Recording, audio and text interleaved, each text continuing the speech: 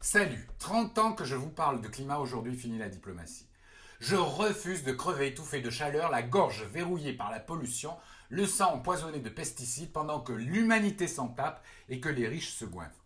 Face aux leaders de droite et d'extrême droite, les Trump, Poutine et Netanyahou, qui surfent sur notre lâcheté, nos leaders européens au G7 se comportent comme des lèche-bottes. Et sur ces chaînes dites d'infos, des journalistes feignasses et leurs toutologues font des débats minables non-stop sur la clim, alors que la clim n'est pas la solution miracle, hormis dans les hôpitaux et les écoles et les EHPAD. Là, il n'y en a pas. Pire, la mère Le Pen nous pond un plan de climatisation annuel alors qu'elle et ses sbires du RN vomissent sur le réchauffement climatique. Ce parti de mythomanes nous prend vraiment pour des abrutis. Et comme disaient des proches, c'est la connerie humaine élevée au rang d'énergie infinie. Quant à nos écolos pathétiques, perdus dans leur querelle d'ego.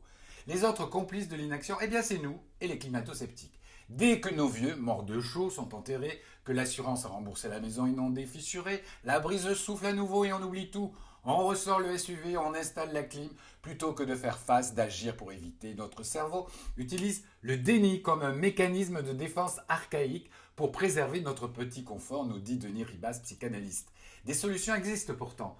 D'abord, un blocus financier contre les nouveaux forages fossiles, la réquisition de multinationales, Nestlé, Veolia, Coca, pour dépolluer immédiatement l'eau, interdire les pesticides, revenir au circuit court, à la saisonnalité, et au lieu de clim, finançons l'isolation des plus précaires en taxant le carbone émis par les gros 4x4, les jets privés et les nouvelles technologies énergivores.